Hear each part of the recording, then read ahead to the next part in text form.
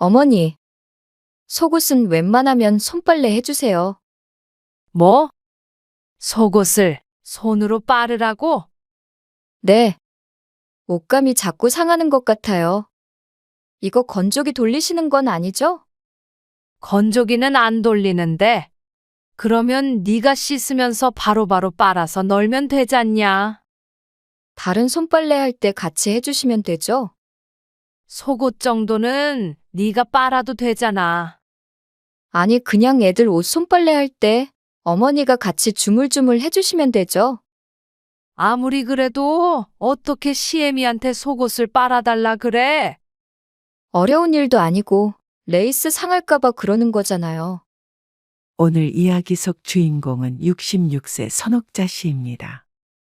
그리고 그녀의 아들 며느리에 관한 이야기입니다.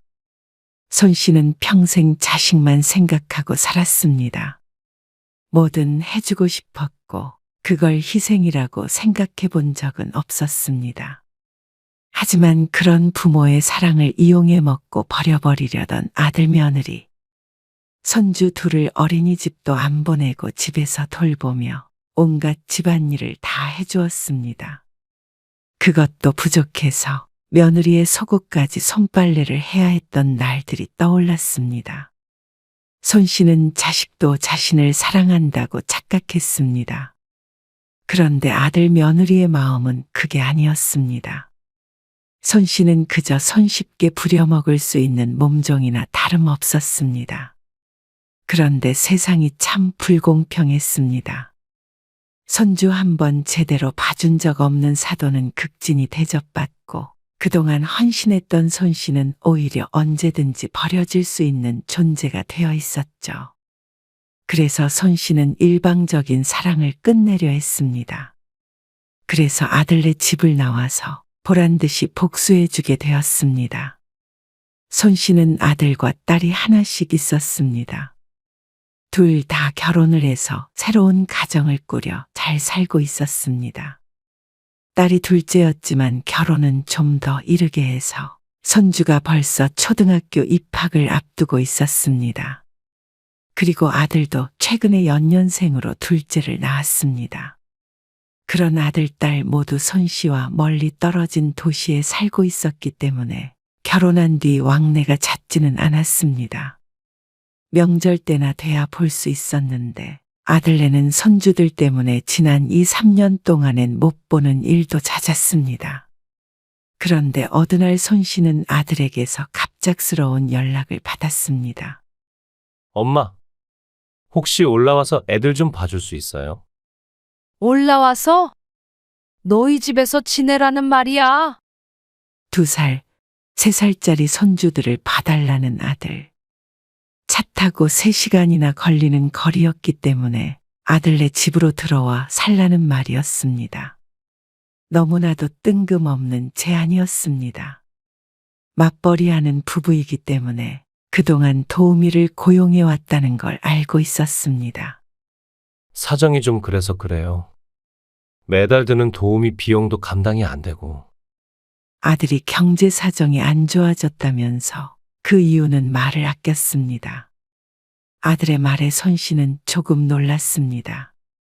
둘 다 직장에 잘 다니고 있었는데 경제 사정이 나빠질 이유가 뭐가 있나 싶었습니다. 묻고 싶은 말이 많았지만 손 씨는 대신 다른 말을 했습니다. 마음은 굴뚝 같은데 지금 살고 있는 집은 어떡하고 이렇게 갑자기 올라가니? 아들은 한시빨리 올라오라며 성화였습니다. 일단은 부동산에 내놓고 올라오시면 되죠. 손 씨가 사는 집과 땅도 몇 필지 있었는데 전부 내놓고 오라는 말이었습니다. 지방에 있는 집과 땅이 금방금방 팔리지 않을 것임은 아들도 알고 있었죠. 손 씨는 아들에게 당장 그렇게 하겠다고 말은 못하고 일단 전화를 끊었습니다. 성질 급한 아들이니 내일이라도 다시 연락이 오겠지만 손 씨는 딸에게 전화를 걸어 보아야 했습니다. 몇 년 전에 딸에게서도 똑같은 부탁을 받았다가 들어주지 못했던 일이 있었기 때문입니다. 딸의 부탁을 거절해야 했던 이유는 공교롭게도 당시에 유방암에 걸린 사실을 알았기 때문이었습니다. 사정은 있었지만 한 번도 손주를 봐주지 못해서 딸이 고생을 많이 했는데 늘 가슴에 미안함이 있었습니다. 딸은 오히려 엄마가 암인 줄도 모르고 애를 봐달라고 했다며 자신을 책망하며 울었습니다. 아주 초기에 발견해서 지금은 다행히도 건강이 회복되었지만 혹시나 딸이 서운해 할까봐 마음에 걸렸습니다. 에이, 난 괜찮지? 근데 엄마가 힘들까봐 걱정이네. 둘이나 엄마 혼자 돌보는 게 쉬울까? 그렇긴 한데 어쩌겠어. 근데 애들 어린이집 보내고 하면 아침 저녁으로만 보면 되지 않을까? 손 씨의 이야기를 들은 딸은 긍정적이었습니다. 엄마 몸도 안 좋은데 너무 무리하지는 말고 몸은 괜찮지. 혹시 그러다가도 안 좋아지면 어떡해. 집은 팔지 마. 부동산에 내놓으라던데. 굳이 그럴 필요가 있을까? 어차피 집을 넓혀서 이사 가는 것도 아니고 또 애들 크면 상황이 어떻게 될지 모르는데. 딸의 말을 들으니 그 말이 맞는 것 같았습니다. 아들네 집에 가서 살 거면 비워두는 게 낭비가 아닐까 생각했지만 손주들이 어느 정도 크면 다시 내려오는 게 서로에게 좋을 것 같았습니다. 돌아올 곳이 있는 것과 없는 것은 달랐으니 말이죠. 딸과 전화를 끊고 나니 몇 년 전에 마을로 돌아온 이웃이 생각이 났습니다. 손 씨와 비슷한 경우였습니다. 딸이 경제적으로 어려워 집이며 땅이며 다 팔고 떠난 이웃은 5년 만에 빈털터리로 돌아왔습니다. 딸과도 연을 끊고 보증금 낼 돈도 없어서 단칸방에서 동네 사람들의 도움을 받으며 생활했습니다. 뒤에선 어리석다고 수군거렸지만 누구 하나 자신의 일이 될 것이라는 생각은 하지 않았습니다. 물론 손 씨도 내 자식이 그럴까 싶었습니다. 하지만 딸의 말처럼 굳이 집을 팔고 갈 이유도 없다고 생각했습니다. 그리고 이것이 훗날 손 씨 인생에서 가장 잘한 결정이 되었죠. 엄마, 근데 애 봐준 돈은 준대지? 엄마 생활비나? 아들네 가기로 한 이틀 전 딸과 통화를 하는데 딸이 물었습니다. 돈? 그런 말은 안 하던데. 아들도 그런 언급이 없었고 손 씨도 돈을 받을 생각은 없었습니다. 그런데 딸이 펄쩍 뛰었습니다. 에이, 그래도 돈 한 푼 안 받는 건 아니지. 아무리 그래도 엄마가 올라가서 생활할 만큼 정도는 줘야 하는 거 아니야? 가서 돈 쓸 일이 뭐가 있어. 세상에 돈 쓸 일 없는 사람이 어디 있어? 엄마도 돈 있어. 돈이 있고 없고가 중요한 건 아니지. 안 쓰더라도 일단은 받아도. 손 씨는 됐다고 했지만 딸이 아들에게 전화를 했는지 어쨌는지 다음 날 전화를 걸어왔습니다. 저희도 사정이 좋지 않아서 많이는 못 드리고요. 한 달에 60만 원 드릴 수 있어요. 아이고, 괜찮다고 해도. 그래도 애 둘을 돌보려면 힘드시니까. 하지만 흔쾌한 말투는 아니었습니다. 마지못해 주는 듯한 느낌은 있었지만 손 씨는 딸의 말을 떠올렸습니다. 그래서 받아서 나중에 도와줄 때 도와주더라도 한 달에 60만 원이라도 받아두기로 결심했습니다. 그리고 그 다음 날 손 씨는 정돈해둔 집을 떠나 단출한 짐을 들고 아들네 집으로 갔습니다. 그리고 도착한 아들네에선 어쩐지 어색한 기분이 들었습니다. 그동안 몇 번 방문한 적은 있었는데 이렇게 같이 살게 될 줄은 몰랐습니다. 아들네는 쭉 같이 살 것처럼 이야기했지만 손 씨는 어쩐지 그게 10년을 넘기지는 못할 것 같았습니다. 손 씨가 올라간 뒤로 아이들을 봐주던 사람은 일을 바로 그만두었습니다. 그래도 엄마가 와서 한시름 났어요. 사람 쓰는 비용이 상상 초월이에요. 거의 한 사람 월급이 들어간다며 고개를 저었습니다. 그리고 일주일도 안 돼서 그렇게 많은 돈을 줘야 했던 이유를 몸소 깨닫게 되었습니다. 어린 아이 둘을 온종일 보는 일은 결코 쉽지 않았습니다. 아이 둘을 어린이집을 보내지 않고 하루 종일 다른 사람에게 맡겼으니 그럴 만도 했습니다. 그것도 연년생을 말이죠. 아시다시피 일이 바빠서 집안일까지 할 시간이 별로 없어요. 애들 보면서 집안일도 조금씩 해주시면 좋겠어요. 아들과 며느리는 아침 일찍 출근해서 집에 도착하면 빨라야 7시였습니다. 손씨가 있어서인지는 몰라도 더 늦는 때도 허다했죠. 그나마 다행인 것은 아들 내외가 식사를 집에서 잘 안 한다는 점이었습니다. 하지만 그렇다고 일이 적은 것은 아니었습니다. 아이고, 너희 정말 기운도 좋다. 둘째도 걷기 시작했고 첫째는 천방지축이었습니다. 뒤를 졸졸 쫓아다니면서 치워야 했고 잠시 한눈을 팔면 사고를 냈습니다. 돌아서면 금세 거실은 난장판이 되곤 했죠. 애 둘을 보는 중간중간에 집안일까지 하는 것은 생각처럼 쉽지 않았습니다. 아니, 어쩔 때는 손씨에 끼니는 거르기 일쑤였습니다. 이러니까 요즘 다들 애를 안 낳지. 둘이 함께 벌지 않으면 살기 힘든 세상이 되었고, 그러면 애를 낳아 키우기 어려웠습니다. 이렇게 부모의 도움을 받지 않으면 말이죠. 손씨는 그나마 자신이 도와줄 수 있어서 다행이라고 여겼습니다. 어머님, 청소하실 때 안방도 좀 해주세요. 여태 안 하셨죠? 안방은 안 열어봤지. 열어보셔도 괜찮아요. 안방에 화장실도 있고 그런데 전혀 정돈이 안 돼서 불편해요. 그래? 보통은 아이들이 노는 거실을 위주로 청소를 했고 작은 방도 돌아가면서 치웠습니다. 그런데 여태 안방은 건드리지 않았습니다. 괜히 며느리가 불쾌할 것 같기도 했고 안방 정도는 아무리 바빠도 스스로 할 수 있다고 생각했죠. 그래, 알았다. 그리고 다음날 아들 며느리가 출근한 뒤에 열어본 안방은 참 심란한 상태였습니다. 이부자리도 엉망이었고 화장대는 뭘 어디서부터 손을 대야 할지도 몰랐습니다. 특이한 며느리구나 싶었습니다. 자신의 방이 이랬다면 절대로 시어머니한테 열어보게 하지 않았을 것 같았습니다. 다들 시부모가 안방문을 열어보는 걸 싫어하지 않나 싶었는데 며느리는 아무렇지도 않은 듯 했습니다. 거기에 더해 오히려 청소를 해달라는 걸 보니 희한하다는 생각을 안 할 수가 없었죠.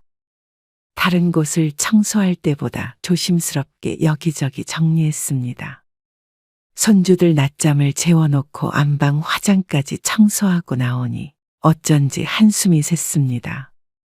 아이들만 봐주러 오라더니 그 외에도 해야 할 일이 너무나 많았습니다. 오히려 회사만 나가면 집에 대한 신경을 끄는 아들 며느리가 부러울 지경이었습니다. 청소를 마치니 낮잠에서 깬 둘째 손주가 울었습니다. 허리를 펼 시간도 없이 황급히 손주를 향해 걸음을 옮겼습니다. 이내 손씨의 얼굴을 보고 웃는 손주를 보니 손씨도 덩달아 웃음이 났습니다. 그래도 힘든 와중에 이렇게 손주들 재롱도 보고 행복할 때도 분명히 많이 있었습니다. 그래서 아무리 지쳐도 아들네 집에 올라온 것을 손씨는 후회하지 않았습니다. 다만 10년만 더 젊었다면 좋았을 것 같다고 생각하긴 했습니다. 체력만 받쳐준다면 자식을 위해서 육아도 집안일도 얼마든지 해줄 수 있었습니다. 그러던 어느 날이었습니다. 당신이 나한테 할 말이 있어? 아, 바가지 좀 그만 긁으라고. 언제적 얘기를 지금까지 해. 언제적이라니. 그것 때문에 지금 이 고생하고 있는 거 아니야. 네가 무슨 고생을 더 한다는 거야? 회사 똑같이 다니는 거 밖에 더 있어? 그래서 애 봐주는 사람도 자르고 엄마 불렀잖아. 뭘 잘했다고 큰 소리야? 이번 달 구멍 난 건 어떻게 메꿀 건데? 네가 애초에 살림을 잘했으면 경제 상황이 훨씬 나았겠지. 지도 사치 부리고 잘한 거 없는 주제에 땡땡거려. 뭐? 땡땡. 너 말 다 했냐? 너 지금 너라고 했냐? 너도 하잖아. 왜? 조금 있으면 때리겠다. 잠자리에 들기 전 안방에서 큰 소리가 들려왔습니다. 문을 닫을 생각도 안 하고 서로에게 퍼부어대는데 무슨 일인지 정확히는 알 수 없어도 분위기가 무척 험악했습니다. 아이들이 깰까 무서워 손씨가 작은 방 문을 조용히 닫고 나왔습니다. 안방 근처에서 안절부절하고 있는데 이제는 서로 욕설까지 오고 갔습니다. 차마 듣기에 민망한 거친 말이 들리니 이걸 말려야 하나 싶었습니다. 서로 할 말 못할 말이 한참 오가는 동안 손씨가 문 앞에서 서성이다가 이내 뒤를 돌아섰습니다. 손씨가 말릴 만한 상황도 아니었기에 모른 척 하는 게 나을 것 같았습니다. 손씨는 다시 손주들이 자고 있는 방으로 돌아왔습니다. 새벽에 종종 깨는 둘째 손주 때문에 손씨가 데리고 자는데 아이들의 얼굴을 보고 있자니 머릿속이 복잡했습니다. 아마 돈 때문에 싸우는 것 같은데 이러다가 큰일이라도 나는 게 아닌가 싶었습니다. 아들도 성격이 불같았고 며느리도 이렇게 보니 비슷한 것 같았습니다. 불같은 사람 둘이 만나서 싸우니 이러다가 이혼이라도 하겠다고 할까봐 무서웠습니다. 손씨는 뜬 눈으로 밤을 보냈습니다. 하도 뒤척였더니 이곳저곳 쑤시기도 하고 눈도 뻑뻑했습니다. 그런데 주말인 다음 날 아침 아들이 손씨를 불러 물었습니다. 엄마, 시골에 밭이 몇 평이나 됐죠? 밭? 그건 갑자기 왜? 무슨 말을 할까 긴장했는데 뜬금없는 질문이 들려왔습니다. 어째서 그런 걸 묻는지 몰랐습니다. 집도 리모델링 한 지 오래 안 됐잖아요. 그렇지. 그러면 팔면 돈이 좀 되긴 하겠네요. 아, 그건 안 팔려고 했는데 안 팔겠다니요? 나중에 어떻게 될지도 모르겠고. 나중에 왜요? 이제 여기서 계속 사시는 거 아니었어요? 아들은 서운한 티를 내며 언성을 높였습니다. 손씨가 돌아갈 생각을 했다는 것에 서운한 것인지 무엇인지 모르겠지만 그렇다고 해도 자신의 집을 파는 것은 섣불리 해서는 안 될 것 같았습니다. 그래도 당장 팔고 싶은 마음은 없어. 여기서 어차피 사시는 거 다 팔고 살림에 보태면 좋잖아요. 그 말은 손씨의 집과 땅을 팔아서 자신을 달라는 말이나 마찬가지였습니다. 그건 차차 생각해 볼게.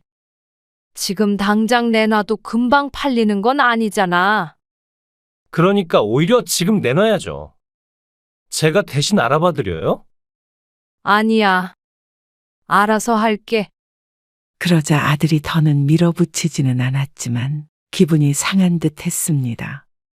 그리고 얼마 뒤에 아들이 또 묻자 손씨는 고개를 저었습니다.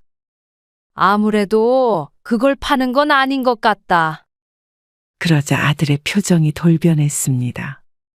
차가운 말투로 알았다고 하고 돌아섰습니다. 애도 키워주고 집안일도 해주는 건 얼마든지 해줄 수 있었습니다. 그리고 아들이 정 힘들다면 어느 정도 도와줄 용의는 있었지만 손씨도 함께 살다 보니 계속 이렇게 지낼 수는 없을 것 같다는 생각이 들었습니다. 그러니 돌아갈 집을 없애는 건 안 될 말이었습니다. 그러자 심기가 불편한 것을 알리기 위해서였는지 정말로 경제적으로 힘들었는지 모르겠지만 아들이 손씨에게 한 달에 60만 원씩 주던 것을 40만 원으로 줄이겠다고 선언했습니다. 그래, 그렇게 해라. 남이었다면 애초에 한 달에 60만 원만 받으며 이 모든 일을 해주는 건 택도 없는 일임을 모르지 않았습니다. 손씨도 자식을 사랑하는 것이지 바보는 아니었죠. 60만 원이나 40만 원이나 생활비로는 부족한 돈이었고 20만 원은 큰 차이도 아니었습니다. 그저 아들이 힘들다니 어쩔 수 없다 생각했습니다. 그렇게 해서라고 좀 부담이 덜하다면 그걸로 됐다고 생각했죠. 엄마, 용돈 보냈어. 용돈? 지난달에도 줬잖아. 보내지 말라니까 정말로. 딸은 오히려 손 씨에게 가끔씩 용돈을 보냈습니다. 딸이나 사위가 돈을 잘 버니 종종 이렇게 주곤 했는데 아들네에 있는 지금 받기에는 딸에게 미안했습니다. 나가서 맛있는 것도 먹고 그래, 엄마. 딸은 온종일 집에 갇혀 있는 손 씨를 안쓰럽게 생각했습니다. 손 씨가 어떤 일을 하는지 딸도 모르지 않았죠.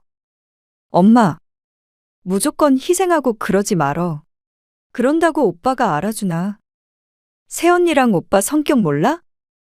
누구보다도 두 사람의 성격을 아는 것이 손 씨였습니다.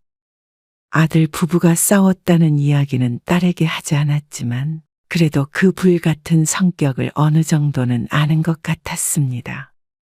내 걱정은 말고 너도 밥 잘 챙겨 먹어. 엄마가 내 걱정하지 마. 나는 잘 사니까. 받는 돈을 40만 원으로 줄였다는 말도 하지 않았습니다. 이번에는 아들과 딸이 싸우는 꼴을 보게 될까 봐서였습니다. 그러던 어느 날이었습니다. 하루 종일 손주들이랑 씨름을 하다 지쳐 앉아 있었는데 첫째 손주가 던진 장난감에 얼굴을 맞고 말았습니다. 어이쿠, 손 씨가 눈을 감싸며 고개를 숙였습니다. 그러자 손이 축축했죠. 손에 묻어난 피를 보며 손 씨는 앓는 소리를 했습니다. 손주도 놀라서 쳐다보고 있었죠. 할미 괜찮아? 거울을 보니 눈썹이가 찢어져 있었습니다. 깊은 상처는 아니었지만 금방 부어오르기 시작했습니다. 큰 반창고를 붙여놓았더니 인상이 험악해 보였습니다. 그런데 퇴근한 며느리가 손 씨의 얼굴을 힐끔 보더니 관심 없이 눈길을 돌렸습니다. 저 씻고 올게요. 눈은 왜 그렇냐는 질문도 하나 없었죠. 그나마 아들은 일말의 관심은 있어 보였습니다. 눈이 왜 그래요? 장난감에 맞았어. 아, 그래요? 하지만 그게 끝이었습니다. 괜찮냐, 상처가 심하냐, 어느 하나도 궁금하지 않은 모양이었습니다. 손 씨가 씁쓸한 미소를 지으며 뒤를 돌았습니다. 어쩐지 마음 한켠에 찬바람이 부는 듯 했죠.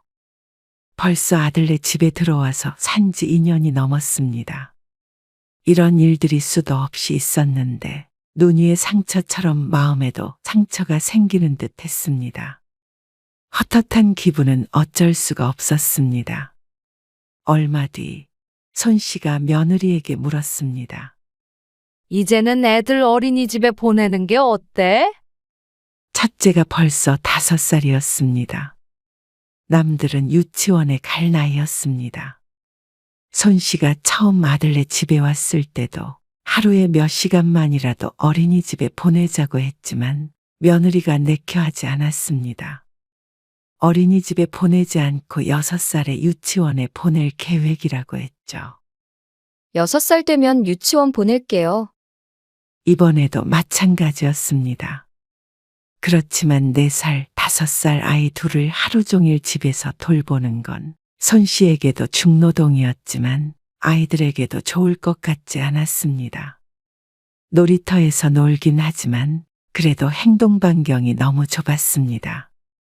하지만 애들 엄마가 싫다는데 손 씨가 강제로 끌고 갈 수도 없는 노릇이었습니다. 그런데 그런 며느리의 결정에 죽어나는 것은 손 씨뿐이었습니다. 이대로는 병나겠다 싶었습니다. 암이 문제가 아니라 허리와 무릎이 무너지는 것 같았습니다. 지난 2년간 아이들을 들었다 놨다 수도 없이 반복하니 몸이 나만할 리가 없었죠. 엄마, 이번에 한 3일 정도 시간 낼 수 없나? 왜? 무슨 일 있어? 아니, 이번에 김서방 보너스 받았거든. 주말 껴서 여행 가려는데. 같이 가게. 아이고, 보너스 받았는데 너희끼리 쓰지? 에이, 엄마만 그런 거 아니고. 시부모님도 여행 보내드리기로 했어. 시어머니가 시아버지랑 둘이 가신다고 하셔서. 근데 엄마는 혼자니까 우리가 같이 가려고 했지. 그래? 여행을? 손 씨는 너희끼리 쓰라고 했지만 마음은 설레었습니다. 지친 일상에 어쩌면 그런 휴식이 필요한 것 같기도 했습니다. 엄마 안 간다고 하면 내가 서운해. 시부모님만 보내드리는 거잖아. 딸의 말에 들뜨는 기분이었습니다. 여행은 생각도 못 해봤는데 너무 좋을 것 같았습니다. 그럼 가는 걸로 알게. 오빠한테 말해서 시간 좀 빼봐. 그래, 알겠어. 전화를 끊자 어느새 손 씨의 얼굴엔 한박 웃음이 떠 있었습니다. 이런 기회가 흔하지 않았습니다. 그래서 아들 며느리가 퇴근했을 때 물어보았습니다. 그랬더니 난리가 났죠. 아니, 그러면 애는 어떻게 해요? 주말이니까. 금요일에 간다는 거 아니에요? 그렇지. 그럼 금요일은 어떡하고요? 그건 하루 정도는 사돈한테 맡길 수 없겠어? 그러자 며느리가 인상을 썼습니다. 아시잖아요. 저희 엄마 허리 아파서 보호대 차고 계세요. 보호대까지는 아니었지만 허리가 아픈 것은 손 씨도 마찬가지였습니다. 무릎이며 허리며 안 아픈 곳이 없었지만 보호대까지 차고 생활한다는 사돈에게 애를 맡기자고 우길 수는 없었습니다. 손 씨도 서글펐습니다. 억울하기도 했죠. 그러면 이참에 유치원에 보내는 게 어떻겠냐? 반응은 더 격했습니다. 엄마 여행 간다고 애를 유치원에 보내자고요? 좀 더 있다가 보내기로 이미 얘기 끝난 거잖아요. 어머님, 주말에는 제가 볼 테니까 금요일 말고요. 토요일, 일요일 이렇게 1박 2일만 다녀오세요. 그렇게 해요. 여행 가지 말란 소리가 아니잖아요. 그래도 애들을 아픈 장모님한테 맡길 수는 없잖아요. 며느리는 인심이라도 쓰듯이 주말에 자신이 아이들을 보겠다고 했습니다. 아들도 며느리도 손 씨의 기분은 어떨지 전혀 상관이 없어 보였습니다. 손 씨도 이런 아들 며느리에게 아무 말 하지 못하는 자신이 답답하기도 했습니다. 하지만 손 씨가 할 말이 없어서 안 하는 게 아니었습니다. 그저 자식이라는 이유 하나로 참는 것이었습니다. 늘 그렇게 살아왔습니다. 내 사정보다는 자식의 사정이 우선이었죠. 힘들고 서러운 일이 있어도 내 자식이니까. 자식에게 매정하게 할 수 있는 부모가 몇이나 될까 싶었습니다. 결국 딸에게 주말을 이용해서 가자고 했더니 떨떠름하게 알았다고 했습니다. 자세히 말은 안 했어도 금요일에는 안 된다는 걸 보니 아이를 못 맡긴다는 사실을 아는 듯 했죠. 딸은 1박 2일로 갈 수 있는 여행을 추진해 보겠다고 했습니다. 어쨌거나 못 가는 것은 아니었기에 손 씨도 그러자고 하고 말았죠. 어머니, 속옷은 웬만하면 손빨래 해주세요. 뭐? 속옷을 손으로 빠르라고? 네. 팬티도 그렇고 옷감이 자꾸 상하는 것 같아요. 이거 건조기 돌리시는 건 아니죠? 건조기는 안 돌리는데 그러면 씻으면서 바로바로 빨아서 널면 되잖냐. 다른 손빨래 할 때 같이 해주시면 되죠? 어쩌면 시어머니한테 자신의 속옷을 손으로 빨아달라고 할 수 있는지 당황스러웠습니다. 그렇게 옷감이 중요하면 스스로 하면 될 일이었습니다. 다른 것도 아니고 속옷을 말이죠. 손 씨도 아무리 며느리지만 남의 속옷까지 빨고 싶지 않았습니다. 속옷 정도는 네가 빨아도 되잖아. 아니, 그냥 애들 옷 손빨래 할 때 같이 주물주물 해주시면 되죠. 아무리 그래도 어떻게 시애미한테 속옷을 빨아달라 그래? 며느리가 하도 어이없다는 투로 중얼거리는 바람에 손 씨도 언성이 높아졌습니다. 이 정도면 일부러 이러는가 싶기도 했습니다. 며느리가 아니라 시어머니와 같이 사는 기분이었습니다. 이런 게 요즘 말하는 며느리 살이인가 보다 싶었습니다. 어려운 일도 아니고 레이스 상할까봐 그러는 거잖아요. 어차피 빨래는 어머님이 하시니까요. 그러면 입장 바꿔서 내 팬티 좀 빨아달라 그러면 할 수 있겠어? 그러자 비위가 상한 듯 인상을 찌푸리는 며느리. 어쩜 이렇게 이기적이고 못된 며느리가 다 있나 싶었습니다. 그날 손 씨는 며느리와 한바탕 했습니다. 며느리도 지지 않고 받아쳤고 손 씨도 더 이상 참지 않았습니다. 큰 소리가 나자 아들이 말리긴 했지만 손 씨는 이런 생활에 회의감이 강하게 들었습니다. 그동안 서운한 일도 많았지만 이렇게 업신여김 당한다고 느낀 것은 처음이었습니다. 이제 보니 며느리는 손 씨의 도움을 받고 있다고 생각하는 게 아닌 듯 했습니다. 마치 자신이 손 씨를 모시고 살아주니 노동으로 갚으라는 듯 했습니다. 그렇게 며칠 동안 며느리와 대면대면하게 지내게 되었습니다. 이 생활도 끝이 다가오고 있는 듯 했죠. 그러다 며칠 뒤, 손 씨는 밤늦게 다용도실에 들어갔다가 충격적인 말을 들었습니다. 아니, 지금 다 자고 있지. 나 물 마시러 부엌에 나왔어. 부엌에서 며느리 목소리가 들렸습니다.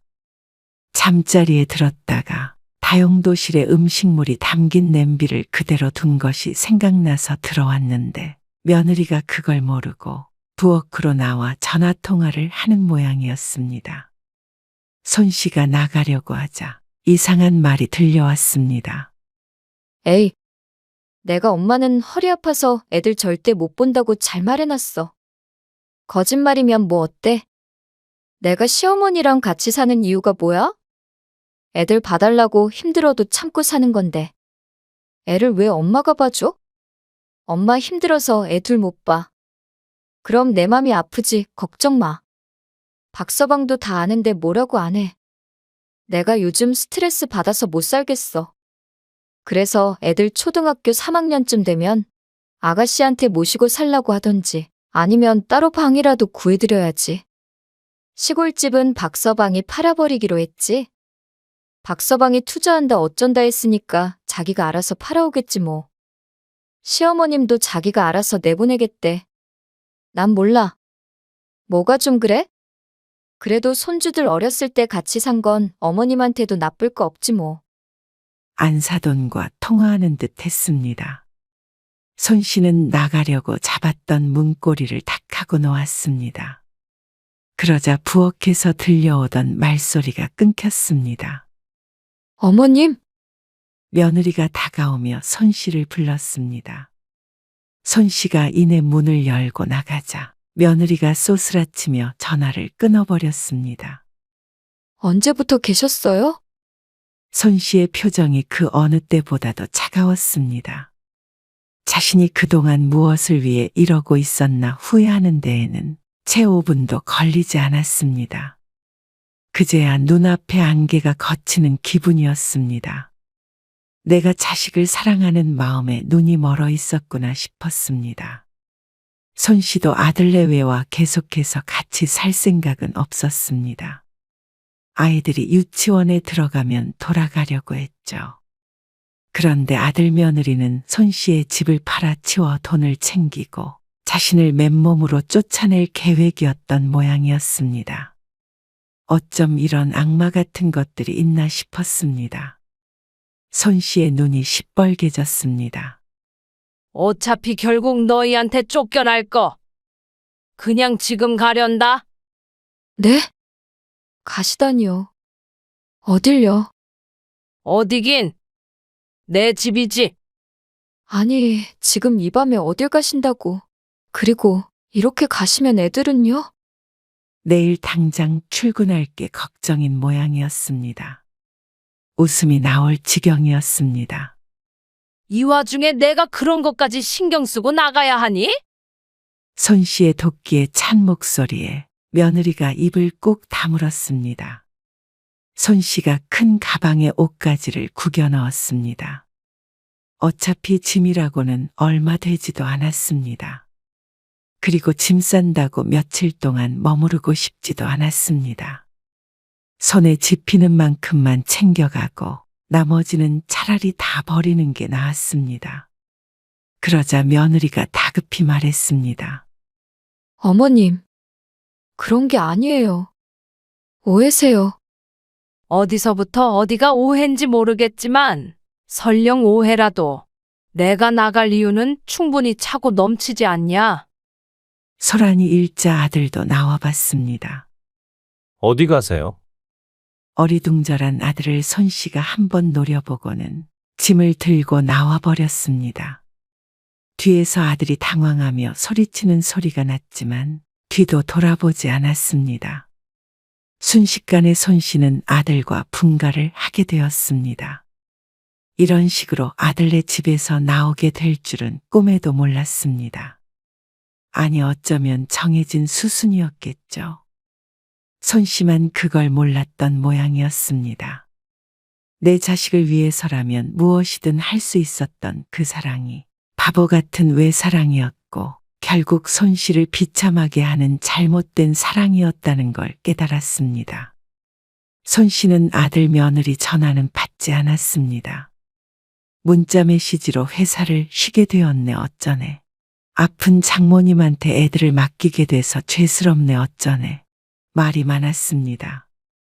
더 이상 연락을 받을 가치도 없었습니다. 그 뒤로는 아들의 전화는 차단해버렸습니다. 그리고 손 씨는 바로 땅 일부를 옆 땅 주인에게 팔았습니다. 밭을 넓힌다고 이전에 물어본 적이 있었던 이웃이었는데 원하는 가격에 팔아버렸죠. 그리고 보란 듯이 그 땅을 판 돈을 딸에게 주었습니다. 딸은 얼떨떨해 보였지만 아들에게서 더욱 격한 반응이 왔습니다. 모르는 번호로 걸려온 전화를 받으니 아들이었습니다. 이게 말이 돼요? 혜진이한테 돈 주셨어요? 그 집 안 파신다면서요? 땅도 안 판다면서요? 아들이 소리치자 손 씨는 태연하게 대꾸했습니다. 나머지도 다 정리해서 이제부터 쉬엄쉬엄 여행도 다니면서 살 거다. 그러니 그 말 뜻을 알아듣고는 아들이 분개했습니다. 이러시면 안 되죠? 정작 힘든 건 저예요? 뻔히 아시잖아요. 그리고 장남한테 한 푼도 안 주겠다는 말이잖아요. 여태 엄마 모시고 살았던 거 저예요. 앞으로 엄마 아프면 모시고 살 사람도 저고요.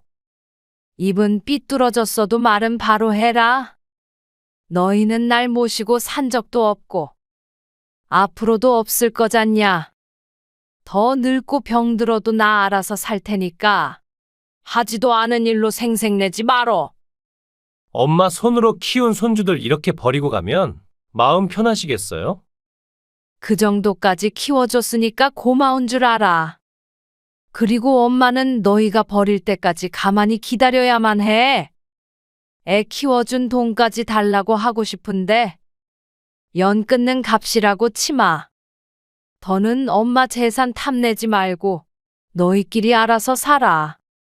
안 줄 거면 다 주지 말아야지. 혜진이는 왜 준 건데요? 저 열받게 하려고요? 엄마, 진짜 이러면 천벌 받아요.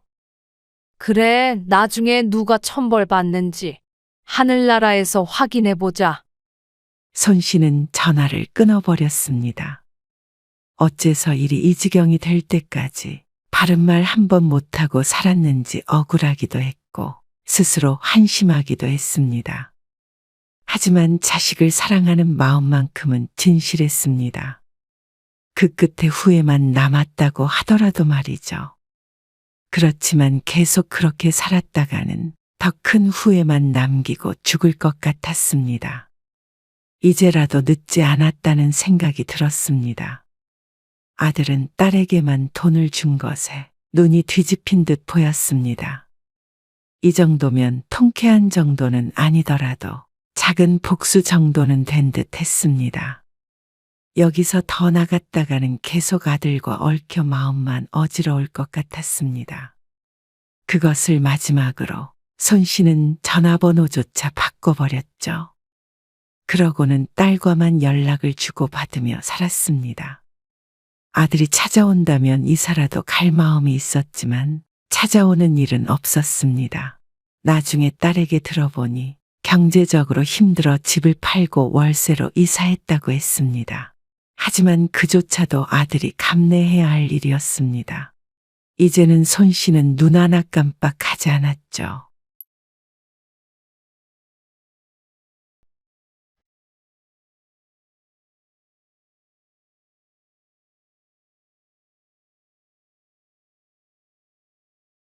도대체 왜 자꾸 우리 집에 오는 거야?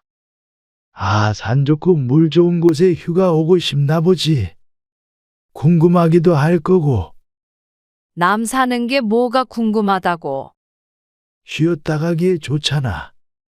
그 좋은 펜션들이 천지에 깔렸는데 왜 우리 집으로 오느냐고. 아, 마음 좀 곱게 쓰자고. 1년 내내 있는 것도 아니고 며칠 정도는 좀 참을 수 있잖아. 지난번에도 그 말 했던 거 잊었어? 뭘 그렇게 야박하게 그러는 거야. 나도 좀 쉬고 싶다고. 오늘 이야기 속 주인공은 69세 정금숙 씨입니다. 그리고 그녀의 남편과 가족들에 관한 이야기이죠. 남편의 성화에 못 이겨 도시를 떠나 시골로 이사한 전 씨는 1년도 채 안 되어서 깊은 후회를 하게 되었습니다. 시골에 산다는 이유만으로 내 집이 내 집이 아니게 되었습니다. 가까운 사람들부터 겨우 연락하며 지내는 먼 사람들까지 마음대로 드나들며 펜션처럼 이용하는 통에 전 씨는 골머리를 앓아야 했습니다. 그리고 그 뒤처리는 고스란히 전 씨의 몫이 되어버렸죠. 한적하고 조용한 말년을 보내고 싶어서 내려왔지만 오히려 1년 내내 북적북적 정신이 없었습니다. 더우면 더워서, 추우면 추워서 온갖 이유로 전 씨의 집을 찾아왔습니다. 그게 지긋지긋하고 병이 날 것만 같아서 전 씨는 시골 생활을 청산하기로 했습니다. 남편이 싫다면 혼자라도 탈출을 할 계획이었죠. 전 씨 부부는 아들, 딸이 하나씩 있었고 모두들 결혼한 지 10년이 다 되어갔습니다. 벌써 손주도 넷이나 있었죠. 아들, 딸 모두 잘 살고 있었기 때문에 전 씨는 말년에 큰 걱정이 없었습니다. 그리고 전 씨의 남편은 은퇴 후에 쭉 집에서 쉬고 있었고 전 씨는 30년 가까이 운영했던 식당을 최근에 정리했습니다. 밥 좀 차려주고 가. 외출하려던 전 씨를 붙잡고 남편이 말을 했습니다. 당신이 좀 차려 먹어. 오늘 일찍 나가야 한다니까. 청소랑 빨래는 내가 하잖아. 밥은 좀 차려줘야지. 냉장고에 어제 먹던 찌개 있으니까 그거 데워만 먹어. 전 씨의 말에 남편이 투덜거렸습니다. 오늘 낮에 외출해? 에이, 나가려고 했더니 다들 바쁘다네. 은퇴 후에 남편은 유독 외로움을 많이 탔습니다. 전 씨가 나가면 집에 혼자 있기 때문에 더욱 그랬는데 그래서 늘 외출을 했습니다. 혹은 누군가 집에 초대하기도 했죠. 내일 저녁에 진순애가 온다네. 내일? 당장 내일 저녁에 시동생네가 온다는 남편. 전 씨는 기가 막혀서 남편을 돌아봤습니다. 늘 이런 식으로 갑작스럽게 약속을 잡아서 손님들을 초대하는 남편은 전 씨에게 한 소리 들으면서도 좀처럼 바뀌질 않았습니다. 아이 참 나가서 만나라니까 왜 자꾸 집으로 부르는 거야? 전 씨가 인상을 찌푸리며 말했습니다. 그런 전 씨에게 남편은 서운한 기색을 보였습니다. 온 지 오래됐잖아. 집으로 부르면 내가 밥 차려줘야 되고 그 수발을 다 들어야 하는데 왜 내 생각은 안 해? 그러자 남편의 레파토리가 시작이 되었습니다. 평생을 가족을 위해 돈만 벌며 헌신했는데 오랜만에 오는 남편의 가족에게 밥 한 번 해주는 걸로 사람 기를 죽인다 어쩐다 하며 풀 죽은 척을 해댔습니다.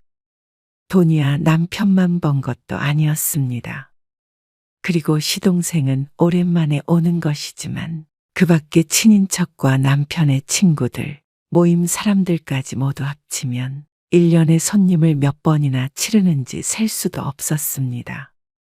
아, 그리고 지난번에 우리가 진순에 갔을 때 얼마나 대접을 잘해줬어. 틀린 말은 아니었기에 전 씨도 한마디 더 할까 하다가 그냥 입을 다물었습니다. 이미 오라고 했는데 어떡해. 다음부터는 밖에서 만날게. 매번 듣는 말이지만 전 씨도 한숨을 쉬며 고개를 끄덕이고 말았습니다. 이렇게 사람을 좋아하는 것만 빼면 큰 문제가 없는 남편이었습니다. 집안일도 잘했고 사고 한 번 안 치고 살았습니다. 그리고 남편의 말대로 이미 해버린 약속이었기에 정말 마지막이라고 생각했습니다.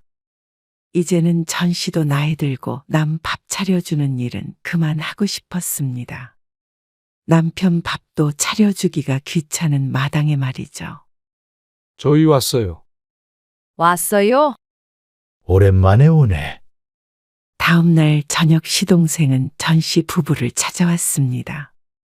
전 씨도 맛있는 것 해먹고 웃으며 함께 시간을 보냈지만 시동생이 떠난 다음 날 아침엔 녹초가 되어 있었습니다. 남편은 무척 좋아했고 전 씨는 기가 빠져 며칠간 집에만 있었습니다. 그러던 어느 날 남편이 전 씨를 앉혀놓고는 말했습니다. 우리가 노후 대비도 되어 있고 자식들 다 시집장가 보내서 잘 살고 있고 이제 우리끼리 잘 살기만 하면 되잖아.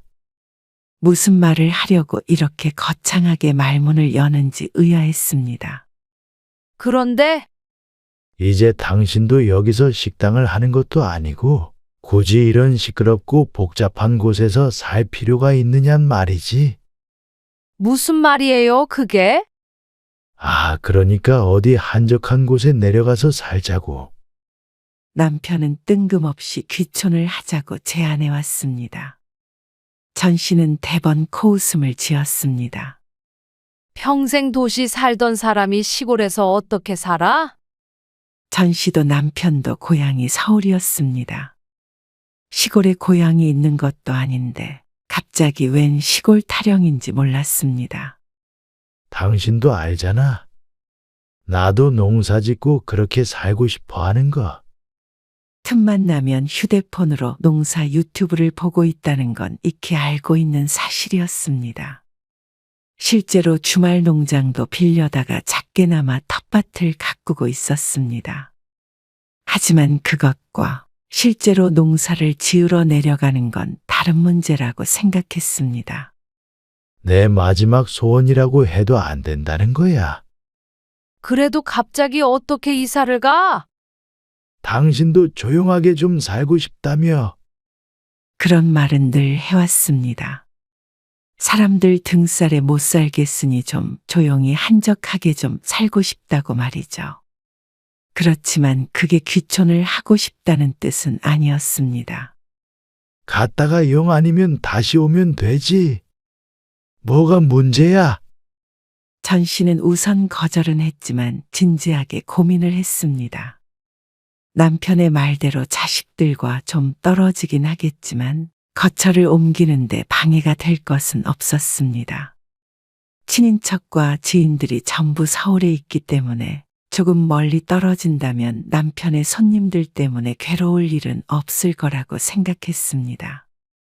어쩌면 이사를 하는 게 남편보다도 전 씨를 위해서 좋을 것 같기도 했습니다. 남편과 전 씨는 성향이 정반대라서 대부분 혼자서 시간을 보내는 것을 즐겼기 때문이었죠. 고민에 빠진 지 며칠이 지나자 나중엔 자연에 둘러싸여서 새소리를 들으며 차를 마시는 그런 여생을 보낼 수 있다면 참 행복할 것 같다는 생각이 들었습니다. 그 이야기를 들은 남편은 크게 기뻐했습니다. 다 나한테 맡겨. 진짜로 좋은 데로 알아볼 테니까. 그 뒤부터는 일사천리였습니다. 반년도 안 되어서 살던 아파트를 팔고 서울에서 2시간 반 정도 떨어진 곳에 있는 단독주택으로 이사를 하게 됐습니다. 차 타고 20분 거리에 큰 마트도 있고 작은 시내도 있지만 주택이 있는 마을은 참 한적한 곳이었습니다. 마을 앞으로 천이 흐르고 뒤로는 낮은 산도 있었습니다. 그리고 앞뒤 마당에는 남편의 소원대로 넓은 텃밭이 있었습니다. 결과적으로는 남편도 전 씨도 만족스러운 곳이었습니다. 서울에서는 죽었다 깨나도 이런 집에서 못 살아. 아이고, 당연한 소리를. 서울 아파트를 팔고 이곳에 주택을 샀어도 여유자금이 한참이나 남았습니다. 어쨌든 집 끌어안고 죽을 것이 아닌 이상 서울을 떠나온 것이 어쩌면 잘한 일 같기도 했습니다. 이것 봐. 별채도 기가 막혀. 남편이 본체 옆에 있는 작은 별채를 가리키며 말했습니다. 평수가 크진 않지만 화장실이 따로 있는 잘 지어진 별채였습니다. 그런데 전 씨는 별채를 보고 무서운 기분이 들었죠. 행여나 누구 데리고 와서 재울 생각 말어. 아이 누굴 데리고 와. 우리 애들이나 한 번씩 오면 재우면 되지. 여기도 방 많은데 별채를 쓸 일이 있나? 본체에도 방이 3개가 있었습니다. 별채가 예쁘게 지어져 있어서 보기는 좋았지만 창고로나 쓰겠지 생각했습니다. 그런데 그건 전 씨만의 착각이었죠. 처음 한두 달은 전 씨의 바람대로 무척 조용하게 보냈습니다. 날이 아직 쌀쌀해서 그런지 동네에도 사람들이 많이 돌아다니지 않았고 가끔 사람 사는 소리만 들려왔죠. 오히려 그 정도는 정감이 있고 좋았습니다. 남편은 겉보라면서 득이양양했습니다. 남편은 바람대로 농사를 지으며 무척 행복하게 지냈습니다. 아파트 생활과는 다르게 시골에 오니 오히려 더 부지런해질 수밖에 없었습니다. 그런데 날이 풀리며 문제가 시작이 되었죠. 여보, 진순에 있잖아. 한번 와보고 싶다는데. 남편이 전 씨에게 조심스럽게 운을 뗐습니다. 그러자 전 씨가 도끼 눈을 했죠. 뭐요? 또 누굴 불러? 아니, 그게 아니고. 이사했는데 어떻게 한 번도 초대를 안 하냐잖아. 날도 풀리고 그러니까 한 번쯤 불러도 되지 않아? 나도 이제 좀 외롭기도 하고. 당신이 조용히 살자고 해서 온 건데 뭐가 벌써 외로워? 전 씨가 황당함에 물었지만 남편은 또 고집을 부렸습니다. 전 씨는 시동생의 방문을 원치 않았습니다. 이 평화를 깨고 싶지 않았습니다. 하루만 있다가 간대. 당신은 아무것도 안 해도 돼. 잠도 별채에서 재우면 되잖아. 아, 어떻게 아무것도 안 해. 말이 되는 소리를 해야지. 당신이 밥 차릴 거야? 밥 할 거 뭐 있어? 마당에서 고기만 구워 먹으면 되는데. 김치도 밥도 내가 알아서 꺼내 먹을게. 손 하나 까딱 하지 말어. 전 씨를 설득하려는 남편을 기가 찬 표정으로 바라보았습니다. 도대체 이사한 지 2달밖에 안 됐는데 그새 가족을 초대하는 게 어이가 없었죠. 나는 그럼 정말 아무것도 안 하니까 당신이 다 알아서 해. 아이 그렇게 하겠다니까. 남편이 호언장담을 했습니다. 결과적으론 서울에 있을 때처럼 요리를 하거나 했던 건 아니었지만 힘들긴 마찬가지였습니다. 마당에서 고기를 구워 먹었기 때문에 요리할 일은 없었어도 주방이 전 씨의 거신이 이것저것 내줘야 했습니다. 이건 어디 있냐, 저건 어디 있냐 물어대는 통에 신경이 쓰였고 앉아 식사 정도는 같이 해야 했기 때문에 실수는 없었습니다. 그리고 돌아간 뒤에는 남편과 함께 뒷정리를 한다 쳐도 청소며 이불 빨래며 할 일이 무척 많았습니다. 꼭 펜션 주인이라도 된 것 같네. 전 씨가 마당에 이불을 널며 중얼거렸고 남편은 민망한 표정으로 전 씨의 비위를 마쳤습니다. 그런데 이것이 시작이었습니다. 날이 더워지면서 모든 지인들이 피서를 전 씨의 집으로 오기 시작했습니다. 언니, 이번에 우리 애들 휴가 때 같이 내려가요. 네? 무슨 말이에요? 전 씨의 시누이에게 전화가 왔는데 시조카들 휴가에 맞춰서 전 씨의 집에 오겠다는 통보를 해왔습니다. 당황스럽기도 하고 조금은 화가 나기도 했습니다. 그리고 선아네도 같이 가요. 둘째 시누이도 함께 온다는 말에 눈앞이 깜깜해지는 기분이었습니다. 두 식구들이 다 함께 날짜를 맞춰서 오는 모양이었습니다. 그런데 그 인원을 다 합친다면 10명은 좋게 될 듯 했죠. 4일 정도 있다가 오려고요. 이어서 한다는 말은 더 기가 막혔습니다. 4일 동안 전 씨의 집에서 묵으려는 생각을 어떻게 하는지 전 씨로서는 이해가 가지 않았습니다.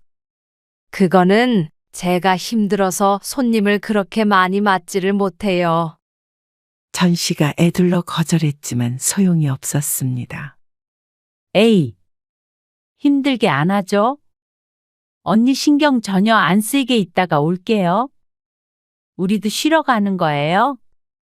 왜 싫어 전 씨의 집으로 오는 것인지 모를 노릇이었습니다. 아니 방도 많지가 않고요. 시골집이라 비좁아서 다들 힘들 거예요. 그럼 차라리 낮에 놀다가 잠은 근처 펜션에서 자는 게 어때요? 전 씨의 집 앞에 천이 흘러서 그 주위로 펜션이 몇 채 있었습니다. 에이, 돈 아깝게 뭘 그래요. 그럼 그건 제가 예약해 줄게요. 차라리 돈을 좀 쓰더라도 그 편이 더 나을 것 같았습니다. 4일 내내 전 씨의 집에서 손님들이 먹고 자고 할 것을 생각하니 벌써부터 기운이 빠졌습니다. 뭐하러 쓸데없는데 돈을 쓰려고 그래요. 왔다 갔다 귀찮기도 하고 혹시 우리가 가는 게 싫은 건 아니죠? 그게 아니고 어차피 오빠나 언니도 그 시골에서 아는 사람 하나 없이 외롭잖아요. 우리가 가면 좋지 뭐. 꼭 자신들이 외로운 전 씨 부부를 대신해서 와주는 것이냐 말했습니다. 아무리 힘들다 외롭지 않다 해도 듣지 않았습니다. 그러니 전 씨는 시누이에게 뭐라고 하는 대신에 남편을 잡았습니다. 도대체 왜 자꾸 우리 집에 오는 거야? 아, 산 좋고 물 좋은 곳에 휴가 오고 싶나 보지. 궁금하기도 할 거고, 남 사는 게 뭐가 궁금하다고. 쉬었다 가기에 좋잖아. 그 좋은 펜션들이 천지에 깔렸는데 왜 우리 집으로 오느냐고. 아, 마음 좀 곱게 쓰자고. 1년 내내 있는 것도 아니고 4일 정도는 좀 참을 수 있잖아. 지난번에도 그 말 했던 거 잊었어? 아니, 선아네는 처음 오는 건데 뭘 그렇게 야박하게 그러는 거야. 남편도 전 씨에게 서운해했습니다. 지난번에도 내가 설거지하고 다 했잖아. 그게 문제야? 나도 좀 쉬고 싶다고. 여름 내내 있겠다는 것도 아니잖아. 전 씨와 남편은 며칠 동안 냉전 상태였습니다. 전 씨는 시누이들이 오는 것을 반대했고 남편은 휴가 계획을 다 짜놓은 것을 이제 와서 안 된다고 하면 자신의 입장이 뭐가 되냐며 섭섭해했죠. 그리고 시누이들이 내려오기로 한 이틀 전이었습니다. 며칠 동안 비가 와서 빨래도 제대로 못했고 몸도 안 좋아서 짜증이 났습니다. 손님 온다고 병원도 못 가고 이게 뭐야? 애들 왔다가 가면 그때 가면 되잖아. 당신이 좀 이해 좀 해줘. 한번 와보면 또 안 오겠지. 당신 신경 쓰이지 않게 할 테니까. 그리고 오랜만에 식구들 만나는 거 아니냐? 결국 남편은 전 씨에게 손 하나 까딱 하지 않아도 된다는 약속을 했습니다. 그리고 이틀 뒤에 서울에서 손님들이 왔죠. 언니, 이거 받아요. 고기 사왔어요. 다른 반찬 필요 없고, 요즘 고기가 비싼 건 알죠? 아, 네. 우리 4일 내내 먹어도 남으니까. 남은 건 언니가 냉장고 넣었다가 두고 먹어요. 인심이라도 쓰는 듯한 말에 속으로만 어처구니 없는 웃음을 지었습니다. 그리고 며칠 뒤, 전 씨는 거실이며 안방이며 포개져 자고 있는 인형들을 보며 한숨을 쉬었습니다. 그 중에는 전 씨의 남편도 있었습니다. 그리고 별채에도 몇 사람 자고 있었습니다. 몇 날 며칠 머물면서 밤이고 낮이고 흥청망청이었습니다. 종일 술을 마시며 놀고 먹었습니다. 어린 조카 손주들까지 있어서 정신도 하나도 없었습니다. 아이들은 일어나서 돌아다니는데 누구 하나 일어나서 챙기는 사람이 없었습니다. 얘들아 와서 밥 먹어라. 그것도 홀로 멀쩡한 전 씨의 몫이었습니다. 이렇게 될 줄 모르고 남편의 말을 믿은 것이 잘못이었습니다. 마당으로 나온 뒤에도 심란한 마음은 가라앉질 않았습니다. 마당 한가운데는 새카맣게 그을려 있었습니다. 그리고 고기를 구워 먹은 그릴과 숯, 일회용 접시들이 널려 있었습니다. 술에 취한 상태로 들어가 잠을 자니 내내 깔끔하게 치워진 적이 없었습니다.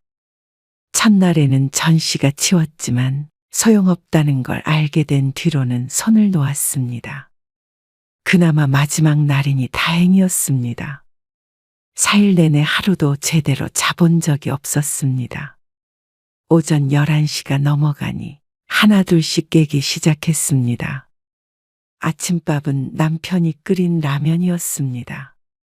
그걸 먹으며 신우이는 속도 없이 웃으며 전 씨에게 말했습니다. 그래도 오빠랑 언니는 우리가 와서 좋죠? 사람 사는 냄새 나지. 아, 그럼 아주 재밌게 잘 놀았다. 썩어 들어가는 전 씨의 속도 모르고 남편은 아주 신이 났습니다. 이렇게 사람들과 만나며 북적거리는 삶이 좋은 모양이었습니다. 어쩜 부부지간에 이렇게 다른지 몰랐습니다. 다들 잘 쉬다 가시는지 모르겠네요. 아이고, 그럼요. 이렇게 민폐만 끼치다 가네요. 민폐는요? 저도 재밌었는데요, 뭘. 전 씨도 어차피 마지막 날이라 좋게 마무리 짓고 싶었습니다. 근데 텃밭에 있는 것들 좀 따가도 되나? 전 씨와 남편이 갖고 놓은 텃밭의 작물들을 너도 나도 따가겠다고 했습니다. 그래, 그렇게 해. 남편이 흔쾌히 그러라고 했습니다. 다들 전 씨의 집을 떠날 채비를 했습니다. 그리고 마지막으로 텃밭에 들러 이것저것 따기 시작했습니다. 전 씨가 뒷정리를 하려고 하는데 한참이 지나도 뒷마당에서 사람들이 오질 않았습니다. 그러더니 빈 상자를 찾아 돌아다니는 신우이. 20분쯤 지나자 꽉 찬 상자를 2개씩 트렁크에 싣고 있는 사람들을 보며 전 씨가 망연자실한 표정으로 지켜보고 있었습니다. 텃밭에서 뭘 따간다고 하면 보통 한두 번 먹을 만큼 가져갈 텐데 이것들을 챙겨가서 살림이라도 필 모양인 듯 했습니다. 한두 사람도 아니고 여러 사람이 그렇게 챙기니 뒷마당이 휑해 보일 지경이었습니다. 다들 트렁크에 묵직하게 짐을 실었습니다. 남편도 당황한 듯 했지만 그 성격에 한마디도 하지 못하고 허허 웃고만 있었습니다. 양심이 있는 사람들인가 싶었습니다. 역시 시골 인심 좋네. 신우이의 말에 표정 관리가 힘들었습니다. 인심이라는 것이 사람 마음을 말하는데 전 씨도 남편도 모두 도시 사람들인데 왜 시골 인심 타령인지 몰랐습니다. 그렇게 무거워진 차를 끌고 손님들은 떠났습니다. 어느 누구도 엉망진창이 된 집을 정돈할 생각은 하지 않았습니다. 거실에 서서 전 씨가 아무 말도 없자 남편이 눈치를 보았습니다. 애들이 급한 일이 있나 봐. 말도 안 되는 소리를 하길래 노려보자 그 입마저 다물었습니다. 다시는 꿈도 꾸지 말어. 누구 부르면 그때는 내가 집 나가버릴 거야. 그럼 당연하지. 알겠어. 이번 시누이들의 방문이 너무했다는 것을 남편도 아는 모양이었습니다. 이불 빨래는 당신이 해. 그럼 당신은 그냥 앉아 있어. 전 씨가 고개를 절레절레 저었습니다. 남편이 할 수 있는 일이 있고 전 씨가 해야 하는 일이 있었습니다. 가만히 두란다고 내 살림을 엉망인 채로 둘 수는 없었습니다. 도대체 이럴 거면 뭐하러 내려온지 몰랐습니다. 사람 피해 조용한 곳으로 왔더니 오히려 왕래가 별로 없던 사람들도 찾아오려고 연락을 했습니다. 널리고 널린 것이 펜션이고 숙소인데 천 바로 앞에 있는 전망 좋은 곳들도 많았습니다. 전 씨의 집을 누구에게나 열려있는 공공장소라도 되는 것처럼 생각하는 사람들의 모렴치함에 기가 막혔습니다. 전 씨는 그렇게 많은 손님들이 돌아간 뒤로 알아누웠습니다. 평소 같았으면 밥 차려달라고 했을 남편도 아무 말 하지 않았습니다. 당신 병원 간다고 하지 않았어? 그냥 좀 집에서 조용히 쉴래. 전 씨는 기운 없이 중얼거렸습니다. 하도 며칠간 귀따가운 소음에 노출되어 있다 보니 고요하게 좀 있고 싶었습니다. 몸살이 나서 움직이기도 힘들었고 말이죠. 그리고 또 시간이 흐르자 복병이 생겼습니다. 이번에는 자식들이 내려오겠다고 한 것이었죠. 아직 전 씨 부부가 이사한 뒤로 아직 한 번도 오지 못했던 자식들이었습니다. 그런데 전 씨는 자식들을 기쁜 마음으로 반기지 못했습니다. 아들, 딸 모두 함께 내려오겠다고 했는데 손주까지 하면 8명이었습니다. 시누이 가족들이 오는 것과 크게 다를 바가 없었죠. 그런데 다른 친척들은 다 왔다 갔는데 전 씨의 자식들만 모시게 할 수는 없는 노릇이었습니다. 그런데 이러다가는 여름 내내 손님 치르다가 성장이 될 것 같았습니다. 3일 왔다 간다는 자식들을 뜯어 말려 이틀로 줄이는 게 최선이었습니다. 그런데도 결코 쉽지 않았습니다. 초등학생이 된 손주들 여럿이서 뛰어놀고 문은 다 열어놓아서 실내는 목이 찬지였습니다. 그리고 에어컨은 이틀 내내 틀어놓아 전기세까지 걱정이 되었습니다. 그런데 앞집에도 똑같은 일이 일어나고 있는 듯 했습니다. 앞집에도 손주들 왔는가 본데. 하루 종일 울어제끼는 아이 목소리에 노이로제가 걸릴 지경이었습니다. 하지만 뭐라고 할 수도 없는 것이 전 씨의 집은 더하면 더했지 결코 덜하지 않았습니다. 아무리 조용히 시켜도 소용없었죠. 에이, 여기까지 내려와서 좀 뛰어놀게도. 아파트에서는 못 그러잖아. 우리 집 마당에서 좀 떠드는데 어때? 도시 살 때가 오히려 더 조용했던 것 같았습니다. 굳이 휴가라고 친인척이 찾아오지도 않았고 사방에 막혀있는 나만의 공간이 있었으니 말이죠. 전 씨를 찾아온 게 다른 사람들이 아니고 자식들이니 조금 나으려나 싶었습니다. 하지만 결코 그렇지 않았습니다. 자식들이라고 전 씨의 입장을 생각해 주지 않았습니다. 외려 더하면 더했습니다. 찌개 같은 거라도 좀 끓여줘. 손 하나 까딱 안 하려고 들었습니다. 전 씨는 두 손 두 발 다 들었습니다. 내가 시골에 펜션을 운영하러 왔나 싶었습니다. 그리고 이게 올해가 끝이 아니라고 생각하니 무섭기까지 했죠. 너희가 좀 해라. 몇 달 동안 손님 맞느라 힘들어. 이틀이라 그나마 다행이었죠. 당신도 따라가지. 병원 간다며. 남편이 그런 자식들을 따라가지 왜 안 갔냐며 물었습니다. 나중에 그리고 가도 혼자 다녀올래. 그래도 어차피 올라가서 애들 집에 묵을 거잖아. 가서 호텔에서 자고 오는 일이 있어도 남의 집에 안 가. 남의 집이라니. 자식 집인데. 전 씨는 고개를 절레절레 흔들었습니다. 그리고 여름이 끝나 가을이 되었을 때 홀로 서울로 향했죠. 병원 때문이기도 했고 며칠간 휴식이 필요했습니다. 참 모순적이었습니다. 말년에 좀 쉬어보려고 내려갔는데 오히려 쉬러 서울로 올라온 전 씨는 이 상황에 웃지도 울지도 못했습니다.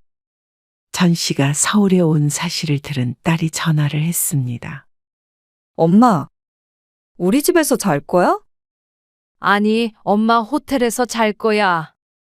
이틀 정도 쉬다가 내려갈 거니까 신경 쓰지 말어. 집에 누군가 오면 얼마나 힘든지 알기 때문이기도 했고 혼자만의 시간이 필요하기도 했습니다. 아이고, 서울이 좋네. 전 씨의 솔직한 심정이었습니다. 도시가 이렇게 좋았나 하는 생각이 드니 피식 웃음이 나왔습니다. 시끄럽고 지겨운 곳이라고 생각했는데 오히려 더 편안했습니다. 여보, 근데 우리 모임 사람들 있잖아. 여기 산이 좋다니까 단풍 보러 놀러 온다는데. 그 말에 전 씨는 소리를 꽥 지르고 말았습니다. 가족도 아니고 평소 친하지도 않았던 모임 사람들을 부르겠다는 말이었습니다. 전 씨가 서울에 있는 동안 딱 하루라고 하는데도 듣고 싶지도 않았습니다. 당신이 양심이 있으면 나한테 그런 말 못하지? 손님들이면 전 씨는 집에 돌아가지 않겠다고 선언하니 남편이 알았다며 풀죽은 목소리로 전화를 끊었습니다. 전 씨는 병원에 들린 뒤 이틀간 호텔에서 푹 쉬었습니다. 그리고 남편에게 일러두었던 시간보다 일찍 집으로 돌아왔죠. 그런데 보이는 광경에 얼이 빠졌습니다. 집이 강도라도 당한 듯 엉망이었습니다. 이게 무슨 일이야? 그런데 그때 문을 열고 남편이 들어왔습니다. 당신 집이 이게 뭐야? 그러자 남편이 우물쭈물 하다가 말했습니다. 그게 말이야. 그 모임 사람들이 와가지고. 뭐? 집을 좀 하루 빌려달라는 거야. 기가 막힌 일이었습니다. 그러고 전 씨의 남편은 이웃집에서 하룻밤 신세를 졌다고 하는데 모든 일의 원흉이 전 씨의 집을 찾아오는 사람들이 아닌 남편이었습니다. 이제 하다하다 별짓을 다 한다 싶었습니다. 본래는 전 씨가 도착하기 전에 집을 치워두려고 한 모양이었는데 생각보다 일찍 오는 바람에 계획이 틀어진 듯 했죠. 도저히 안 되겠다. 다 접고 올라가자. 전 씨가 옷가지를 가방에 구겨 넣었습니다. 그러자 남편이 말렸는데 전 씨는 그 손을 뿌리쳤습니다. 당신이 안 가겠다고 하면 나 혼자 서울에서 살게. 그럼 나 혼자 살라는 거야. 왜? 당신은 매일 손님도 오는데 외롭지 않을 거 아니야. 그래도 어떻게 부부가 따로 살아? 밥 해줄 사람 없어서 그래? 어차피 누가 늘 올 텐데 뭐하러 밥 걱정을 해? 그러자 남편이 뜨끔하는 표정을 지었습니다. 전 씨는 화도 내고 싶지 않았습니다. 나 좀 조용히 살고 싶어. 당신은 사람이 좋으니까 이렇게 살고, 나는 그냥 혼자 살게. 진지하게 얘기하자 남편은 화를 내는 대신에 말했습니다. 어디에 가서 산다는 거야? 작은 아파트 하나 구해서 살 거야. 진심이니까 말리지 마라. 그러면 그렇게 할까? 서울에도 집 하나 두고 같이 왔다 갔다 하면서 살자. 아니, 당신은 올 생각 말고 여기서 농사 지으면서 살아. 단호한 전 씨의 말에 남편은 놀란 듯 했습니다. 하지만 전 씨는 그냥 어깃장을 놓기 위해 한 소리가 아니었습니다. 전 씨는 일주일도 안 돼서 서울에 집을 구해 올라갔습니다. 남편에게 말한 대로 작은 아파트를 구했습니다. 15평 정도 되는 집이었고 전 씨의 짐을 들여놓으니 시골에 비할 바 없이 훨씬 좋았습니다. 층수가 있으니 차 소리도 들리지 않았고 사람 소리 하나 없이 고요했습니다. 도시는 시끄럽다고 생각했는데 정반대였습니다. 집이 작기도 하고 남편도 없으니 특별히 전 씨를 찾아오는 사람도 없었습니다. 자식들도 연락이 오면 바깥에서 봤지 집으로 데리고 오지도 않았죠. 전 씨는 밥도 먹고 싶은 만큼만 조금 하고 먹고 싶지 않을 때는 말았습니다. 반찬도 조금만 있으면 돼서 사 먹을 때도 많았습니다. 그리고 혼자 있으니 매일같이 청소하고 빨래할 필요도 없었습니다. 저녁에는 TV를 보다가 잠들 수 있었고 가끔씩 나가서 지인들도 만나니 사는 게 참 평화롭구나 하는 생각이 들었습니다. 정말 천국이 따로 없었습니다. 남편과는 등을 돌린 것도 아니었습니다. 그저 남편과 전 씨의 성향이 달랐고 남 씨가 좀 염치가 없을 뿐이었죠. 전 씨는 전 씨대로, 남편은 남편대로 그렇게 지냈습니다. 자기가 손님 오는 게 좋으면 스스로 책임지면 될 일이었습니다. 이사하고 2달이 지난 지금까지도 남편은 시골에서 잘 지내고 있었습니다. 한번 올라온 적은 있지만 다시 내려갔죠. 전 씨도 이렇게 남편이 가끔 올라오면 재워줄 용의는 있었습니다. 하지만 만약 나중에 남편이 모든 걸 정리하고 온다고 하더라도 그 수발은 다시는 전 씨가 들 생각이 없었습니다. 이제 남 밥 차려주는 일은 지겨웠습니다. 혼자 지내니 무척 마음이 편했습니다. 서로 왕래는 하며 지내니 황혼에 이혼할 것까지도 없었고 어쩌면 더 잘된 일인 것 같았습니다. 전 씨는 그제서야 아주 평화롭게 각자의 삶을 찾은 듯 했습니다.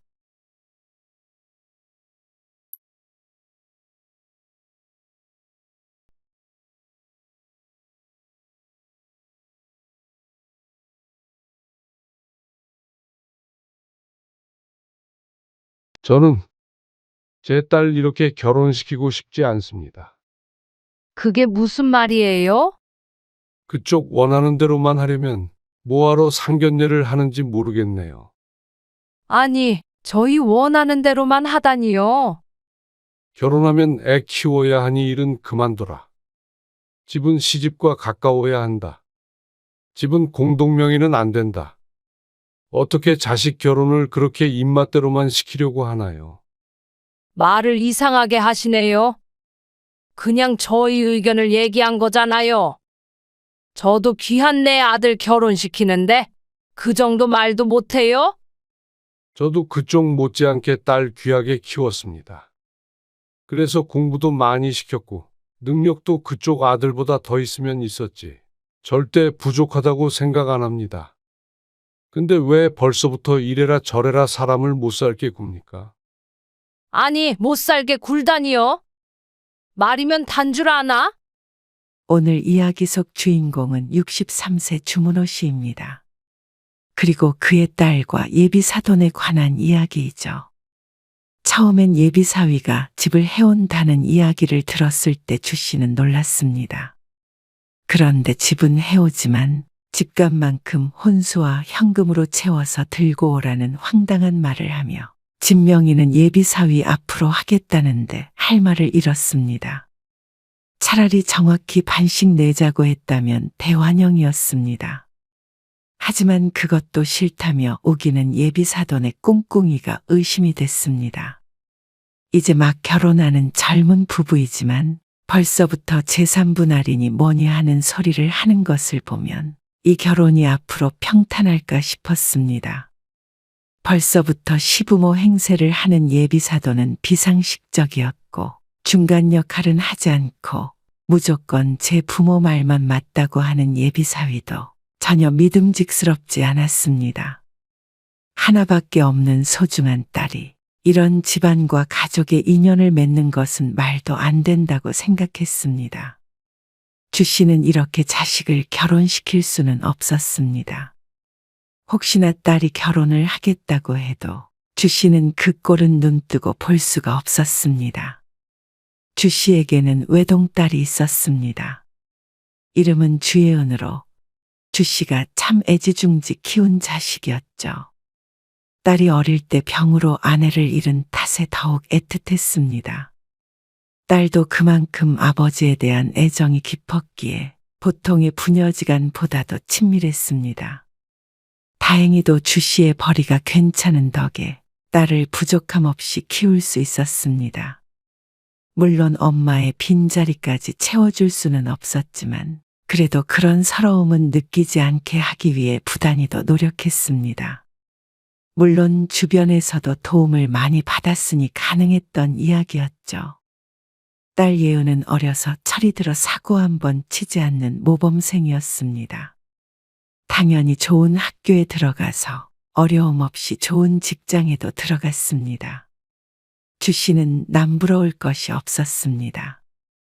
물론 아내가 있었다면 참 좋았을 텐데 그건 주 씨가 어쩔 수 있는 부분이 아니었죠. 그리고 그렇게 금지옥렵으로 키운 딸도 결혼 정년기가 되었습니다. 1년 전부터 만났던 남자친구를 주 씨에게 소개시켜준다며 데리고 와서 결혼 허락을 구했습니다.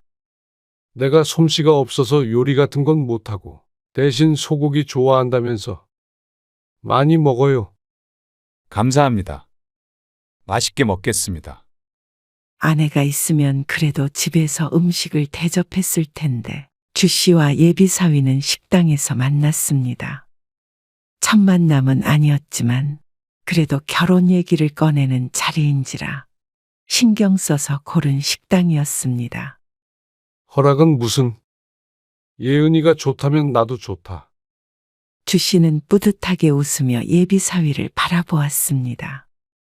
전에 한 번 본 적이 있었지만 주 씨는 예비사위가 마음에 들었습니다.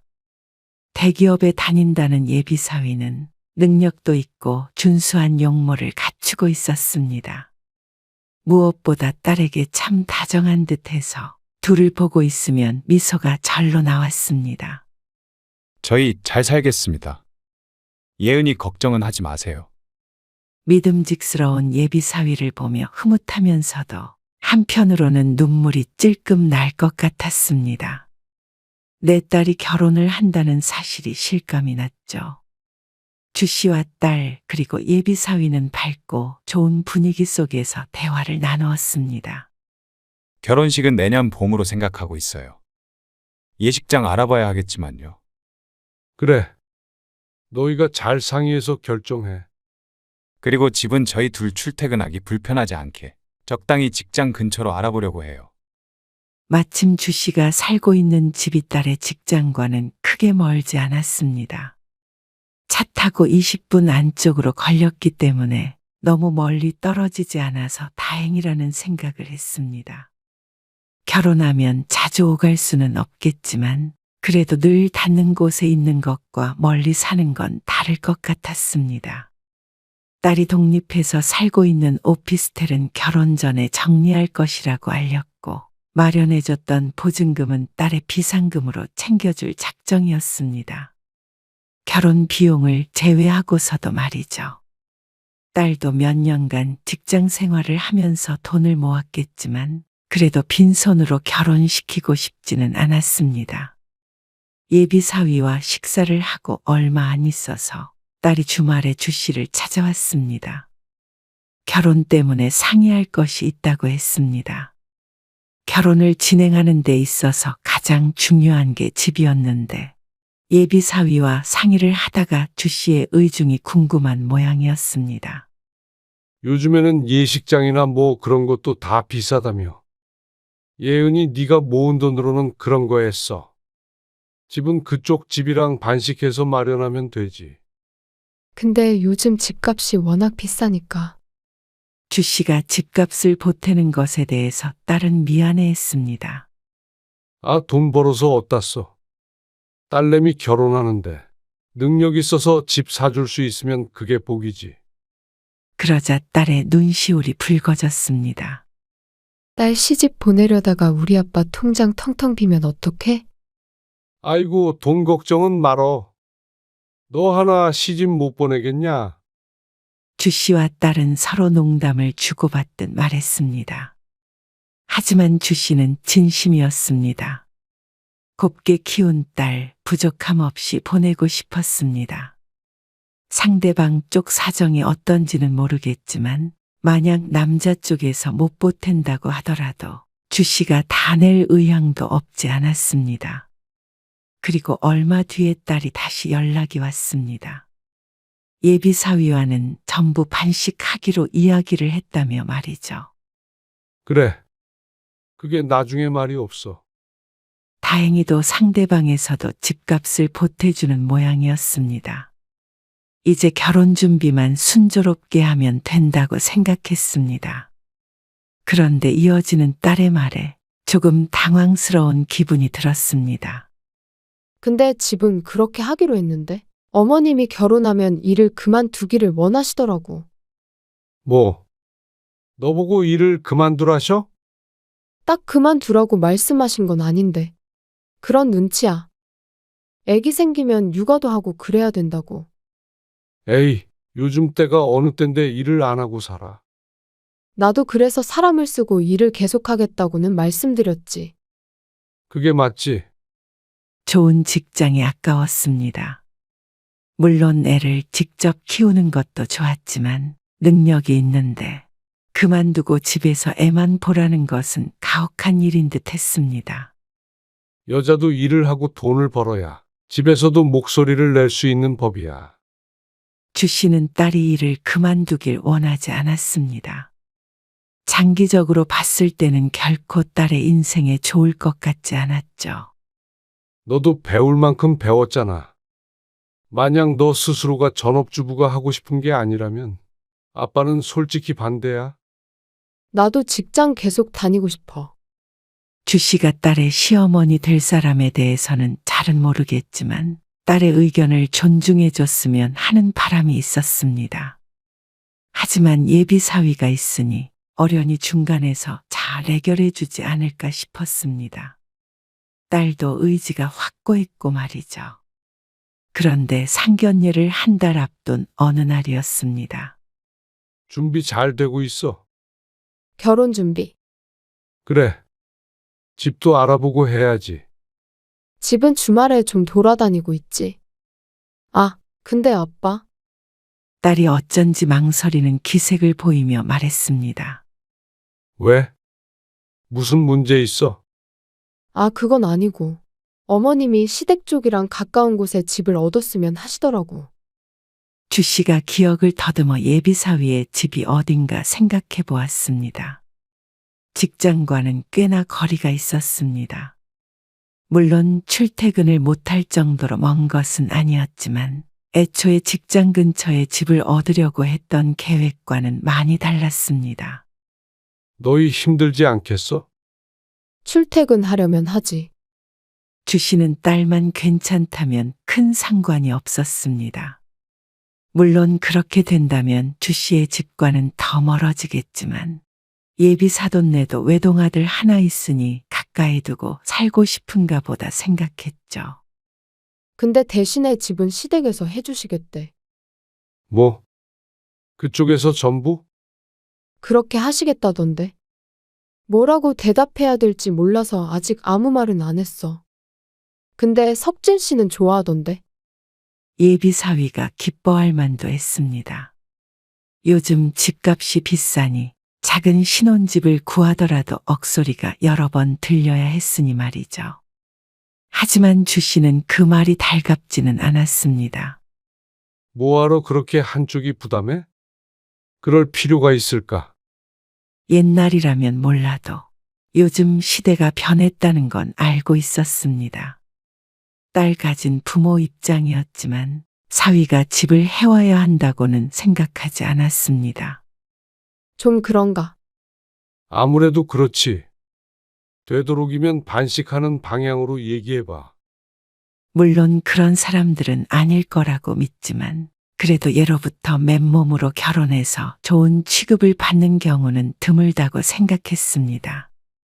주 씨가 너무 고루한 생각을 가진 것일 수도 있지만 여력이 안 되는 것도 아닌데 굳이 그런 식으로 결혼을 진행시키고 싶지는 않았습니다. 사실 마음 같아서는 전부 정확히 반식하고 집도 직장 근처나 중간쯤에 구하는 게 서로에게 좋을 것 같다고 생각했습니다. 하지만 상대방 쪽의 말을 그냥 무시할 수 없기에 좋게 말을 건네보라고 딸에게 얘기했습니다. 그 뒤로 집에 관해서는 별말이 없길래 주 씨는 그렇게 이야기가 진행되고 있는 줄로만 알았습니다. 일방적으로 남자에게 집을 해오라고 하는 것도 아니었고 반식하자는데 싫다고 하지는 않을 줄 알았습니다. 그런데 상견례 날이 되었을 때 주 씨는 무언가 잘못됐다는 생각이 들었습니다.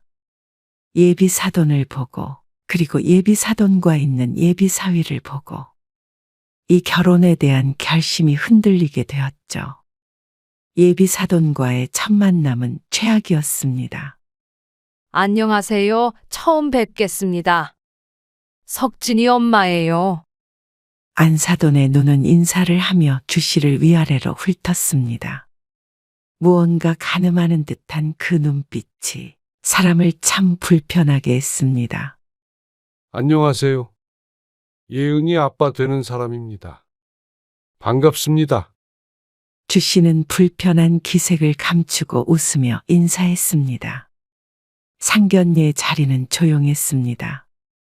양가 식구가 많지 않아서도 그랬고 주 씨의 한쪽 옆자리가 비었기 때문이기도 했습니다. 바깥사돈 될 사람은 말이 별로 없었고 대화는 예비 안사돈이 주도했습니다. 처음엔 서로의 아들, 딸에 관한 이야기를 주고받다가 분위기가 어느 정도 무르익었을 때 원하지 않는 주제가 나오게 되었습니다. 지난번에 제가 예은이한테도 한 번 말한 적이 있는데요. 결혼하면 어지간하면 일은 그만뒀으면 싶어서요. 그 말에는 이미 딸이 대답을 한 것으로 알고 있었기에 주 씨는 당황스러웠습니다. 딸도 예비 사돈이 한 말이 의외였는지 눈을 동그랗게 뜨고 눈치를 보고 있었습니다. 주 씨가 대답이 없자 여자는 말을 이었습니다. 능력 좋은 시댁 있고 남편도 있는데 뭐하러 계속 회사에 나가나요? 고대도 낳아야 되는데. 아직 60대라고 들었는데 참 요즘 80대도 안 할 발언을 했습니다. 애기 키울 때는 사람을 쓴다던데요. 주 씨가 애써 웃으며 대답하자 여자도 웃으며 대답했습니다. 사람 쓰면 어차피 돈 드는 거 나가서 일하는 의미가 있나요? 일은 일대로 하고 그 돈은 고스란히 사람 쓰는데 나가고. 그리고 애들은 엄마가 키워야죠. 안 그러면 나중에 커서 어떻게든 티가 나는 법이에요. 그 말을 듣고 주 씨는 머리에 망치를 한 대 콱 맞은 기분이 들었습니다. 의도했는지는 모르겠지만 어릴 때 엄마를 여엔 딸을 빗대어 하는 말처럼 들렸습니다. 의도한 게 아니더라도 말을 조심성 없이 하는 사람이었습니다. 주 씨와 딸이 사색이 되어 있자 예비 사위가 제 엄마에게 눈치를 주었습니다. 그러자 민망하다는 듯이 덧붙였습니다. 아, 물론 예은이한테 하는 소리는 아니고요. 근데 엄마가 죽은 것도 아니고 버젓이 살아있는데도 직접 안 키우는 건 좀 아니죠. 그 말을 들으니 더더욱 딸 예은에게 하는 말인 듯 했습니다.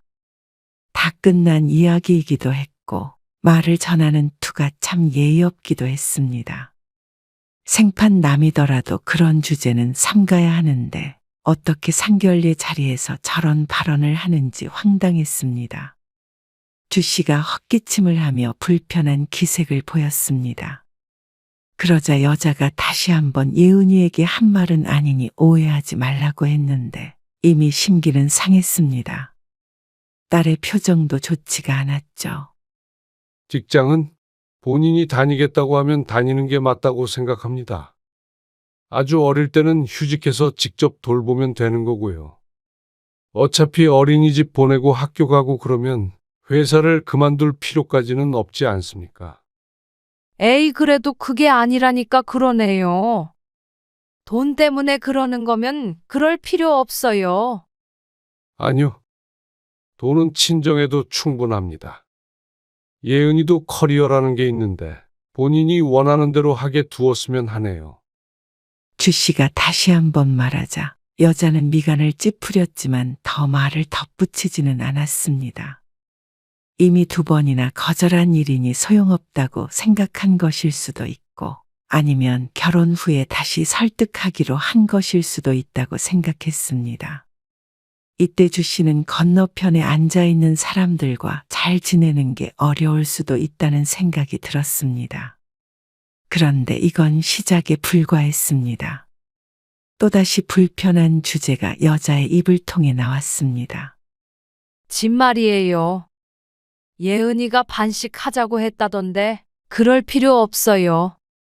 그러면서 물을 한 모금 마시더니 말을 이었습니다. 그래도 집은 남자가 해가야지요. 부담 가지지 마세요. 아, 그러지 않아도 됩니다. 한쪽에서 부담할 필요가 있나요? 에이, 돈 걱정은 하지 마세요. 상대방이 돈 걱정은 하지 말라고 집을 해오겠다고 한다면 주 씨는 손해볼 것이 없는데도 기분이 좋지 않았습니다. 말에서 풍기는 느낌이라는 것이 있었습니다. 진짜로 주 씨가 걱정하길 원하지 않아서가 아니라 자신들의 재력을 뽐내고 싶은 듯 보이기도 했습니다. 저희도 충분히 여력이 됩니다. 그러자 여자가 언짢은 기색을 보였습니다. 이상한 고집을 부리시네요. 제가 집을 해오라고 한 것도 아니고 저희가 해 가겠다고 하는데 말이에요. 어쩌면 다른 사람들도 그렇게 생각할 수도 있겠지만 상대방의 태도를 보니 주 씨는 더더욱 내키지 않았습니다. 오늘 이 자리에서 상대방 성품이 좋게 느껴졌다면 주 씨도 굳이 고집을 부릴 필요는 없었습니다. 하지만 여자의 태도에 더욱이 그러면 안 된다는 생각이 들었죠. 그렇다고 살지도 못할 조그만 집 같은 거 사주지 않아요. 하지만 여자의 말처럼 집을 사준다는데 극구 사양하는 것도 이상하게 보이긴 하는 모양이었습니다. 뜻이 정 그러시다면 그런데 이어서 들려오는 여자의 말이 황당하기 그지없었습니다. 집은 저희가 살 테니까 그쪽에서 혼수 넣으시고요. 그래도 집값에는 택도 없을 거 아니에요? 그러면 나머지 차액은 애들한테 현금으로 주시면 어떨까 해요. 현금이요?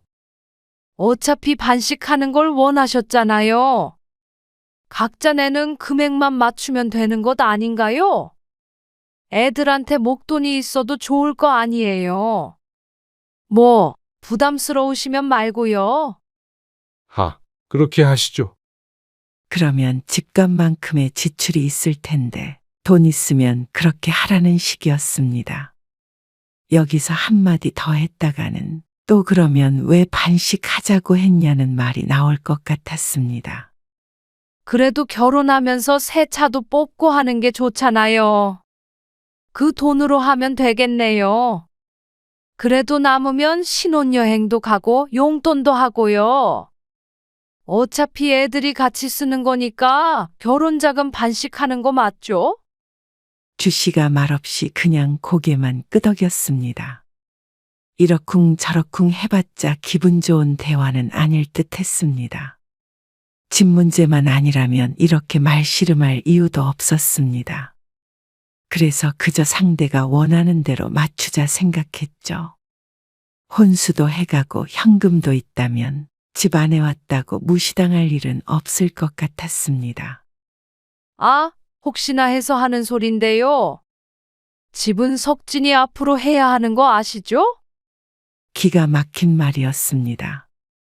결혼하며 똑같은 돈을 지출하는데 어째서 집 명의는 사위의 이름으로 해야 하는지 이해가 가지 않았습니다. 어이없는 심정으로 주씨가 대꾸하자 여자는 자신이 더 이해가 안 간다는 듯이 말했습니다. 집은 저희가 사는 거니까요.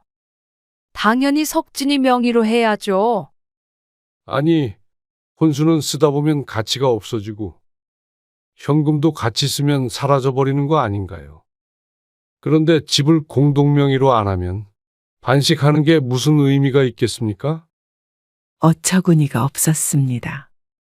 변함없는, 아니 오히려 오를 수도 있는 부동산은 자기들 앞으로 든든하게 두고 티도 안 나는 혼수나 현금을 집값만큼 가져오라는 게 상식적으로 말이나 되나 싶었습니다. 하도 자기들이 집을 사겠다고 해서 찜찜했는데 그런 이유가 있었던 모양이었습니다. 하지만 그게 끝이 아니었습니다. 그리고 말이에요. 집은 결혼 전에 샀으면 해요. 혹시나 나중에 분할할 때 아무튼간 재산이 누구 건지 이게 시점이 중요하거든요. 하다 이제 이혼까지 언급하나 싶었습니다. 주씨는 당혹스러운 표정을 지으며 예비 사위를 바라보았지만 사위는 아무렇지도 않은 표정이었습니다. 지금의 대화가 문제가 있다는 걸 인식하지 못하는 듯 했습니다. 그리고 딸을 다시 쳐다보자 딸은 귀신이라도 본 듯한 표정이었습니다. 그걸 보니 딸은 주씨와 같은 상식을 가지고 있는 것 같았죠. 그렇게는 안 될 것 같습니다. 애들에게 현금을 쥐어주든 차를 사주든 그런 건 어렵지 않은데요. 집이고 뭐고 뭐든지 반식해서 명의도 정확히 공동으로 해야 맞는 것 같네요. 혹시 이혼할까봐 그러세요? 제가 분할 얘기한 거는요. 아주 만일에 대비해서 그런 거죠. 애초에 이혼할 일을 안 만들면 되는 거 아니에요? 그러면 이혼할 일이 없는데 왜 굳이 그쪽 이름으로 해야 합니까? 그러자 잠시 말문이 막힌 듯 여자가 입만 뻥긋거렸습니다. 아니, 우리는 아들이잖아요. 그러면서 원래 집은 남자 명의로 해야 하는 거라는 여자. 주씨는 단호하게 고개를 저었습니다. 그냥 이런저런 말 할 필요 없습니다. 전부 똑같이 반반하죠. 그게 싫다면 차라리 집은 저희가 사겠습니다. 그쪽에서 혼수하고 현금 주세요. 그러자 여자는 모욕이라도 당한 듯이 대꾸했습니다. 그게 말이 돼요? 누가 여자가 집을 해와요? 우리가 없는 집도 아니고요. 저희도 없는 집 아닙니다. 아니, 아들이 없으셔서 그런가? 그래도 아들 장가 보내면서 집 한 채 사주고 싶은 부모 심정을 이렇게 몰라주세요? 네. 아들이 없어서 모르겠네요. 참, 옛날에는 다 그렇게 했어요. 뭐가 문제인지 모르겠네. 집 사준다면 오히려 좋은 거 아닌가요? 자꾸 반식하자고 우기는 것도 저희가 의심이 되네요. 시부모한테 며느리 노릇하기 싫어서 미리부터 선 긋는 거 아니냐고요. 틀린 말은 아니었습니다. 그런 것이 걱정돼서 처음부터 공평하게 하고 싶었던 것이었습니다. 남자가 집을 해가야 기도 펴고 그러는 거예요. 그랬다가는 집 명의는 당연히 사위로 될 것이었고 예비 사돈의 성정을 보아서는 주씨의 딸이 제대로 된 며느리 대접을 받을 기대는 하지 말아야 할 듯했습니다. 그러면 반대로 자꾸 집을 해오겠다고 하는 이유가 저희 딸을 마음대로 부려먹으려고 그러시는 건가요? 남자는 길을 펴야 하고 여자는 길을 펴면 안 되니까? 아니, 말을 또 왜 그런 식으로 하세요? 교양 없이. 지금까지 교양이 없었던 건 제가 아니라 그쪽 같네요. 그쪽이요? 분위기가 험악해지려고 하자 그제서야 예비 사위가 끼어들었습니다. 진정들 하세요. 장인어른, 저희 어머니가 그런 뜻으로 드린 말씀은 아니에요. 오해하지 말아주세요. 그럼 무슨 뜻이야? 그냥 아들 결혼시키는데 더 해주고 싶어서 그러신 거죠. 그리고 이혼할 일 없는데 명의가 뭐가 중요하겠어요. 안 그래, 예은아? 그러자 딸은 사위를 희한한 사람을 보듯이 쳐다보았습니다. 그러면 그렇게 하겠다는 말이야? 그러면 어때서? 예은이 너 나랑 이혼할 거야? 그러자 딸이 헛웃음을 지으며 대꾸했습니다. 그래? 그러면 내 앞으로 해도 되는 거 아니야? 어차피 이혼 안 할 건데. 얘기가 왜 그렇게 돼? 여태까지 우리 어머니 말씀 못 들었어? 그런 얘기는 진작에 나랑 했어야지. 네가 싫다고 그러길래 장인어른한테 직접 말씀드리려고 했지. 따로 묻지 않아도 사위는 예비 사돈과 같은 뜻인 듯 했습니다. 아니, 나는 왜 굳이 그렇게 해야 하는지 모르겠어. 그냥 깔끔하게 반씩하고 명의도 공동명의 하면 되잖아. 그런 게 싫다면 그냥 우리가 모은 돈으로만 하면 되고. 나도 왜 굳이 그렇게 해야 되는지 모르겠는데. 집 해가겠다는데 왜 이런 걸로 따지는 거야? 어떻게 그게 집을 해오는 거야? 도저히 대화가 통하지 않았습니다. 주 씨는 이 대화가 끝이 나지 않을 것 같았습니다. 상대가 원하는 바가 분명했습니다. 그런 꿍꿍이가 있었으니 굳이 반씩하는 걸 반대했던 모양이었습니다. 물론 주 씨도 다르게 생각을 해보기도 했습니다. 명의가 어찌되었건 간에 신혼집을 받고 혼수만 넣은 뒤에 나머지 돈은 딸에게 따로 주는 방법도 있을 것이었습니다. 하지만 그런 것이 문제가 아니었습니다. 굳이 명의를 자신들의 것으로 하겠다며 우기는 모양새를 보니 이렇게 결혼을 한다고 훗날 잡음이 없을 것 같지가 않았습니다. 딸도 목이 타는지 찬물을 벌컥벌컥 들이마셨습니다. 주 씨는 대답을 종용하듯 쳐다보고 있는 여자와 예비 사위를 향해서 말했습니다. 저는 제 딸 이렇게 결혼시키고 싶지 않습니다. 그게 무슨 말이에요? 그쪽 원하는 대로만 하려면 뭐하러 상견례를 하는지 모르겠네요. 아니, 저희 원하는 대로만 하다니요. 결혼하면 애 키워야 하니 일은 그만둬라. 집은 시집과 가까워야 한다. 집은 공동명의는 안 된다. 어떻게 자식 결혼을 그렇게 입맛대로만 시키려고 하나요? 말을 이상하게 하시네요. 그냥 저희 의견을 얘기한 거잖아요. 저도 귀한 내 아들 결혼시키는데 그 정도 말도 못해요. 저도 못지않게 딸 귀하게 키웠습니다. 그래서 공부도 많이 시켰고 능력도 있고요. 절대 부족하다고 생각 안 합니다. 근데 왜 벌써부터 이래라 저래라 사람을 못 살게 굽니까? 아니, 못 살게 굴다니요. 말이면 단 줄 아나? 예은아, 장인어른 좀 말려봐. 뭐? 내가 왜? 예은아, 나는 석진 씨가 이렇게 마마보이인 줄은 몰랐어. 뭐? 마마보이. 우리끼리 다 상의했던 일이었잖아. 이럴 줄 알았으면 나도 이렇게 상견례 안 했어. 딸이 말하자 예비 사위는 당황했고 여자는 자리에서 일어나서 목청을 높였습니다. 이거 봐봐. 내가 말했지. 엄마 없이 크면 어떻게든 티가 난다고 말이야. 이래서 내가 일을 그만두라고 한 거야. 내가 그래도 예은이 너는 예쁘게 봐서 결혼 허락한 건데 말이야. 어디서 버릇없이 끼어들어서 내 아들을 가르치려고 들어? 여자의 말을 듣자 오히려 주 씨는 감사했습니다. 이렇게 확실하게 정을 떼주니 고민할 여지를 주지 않았습니다. 나도 이런 결혼 시키고 싶은 줄 알아. 집 사준다고 하면 넙죽 엎드려서 감사할 것이지? 복 받은 줄 모르고 말이야. 이 정도 조건에 결혼할 수 있을 것 같아. 처음으로 저희 의견이 일치하네요. 뭐요?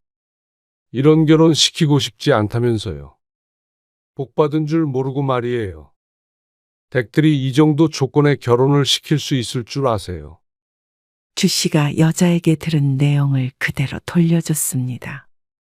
그러자 여자는 뒷목을 잡고 쓰러질 듯이 휘청거렸고 옆에서 여자의 남편이 안절부절했습니다.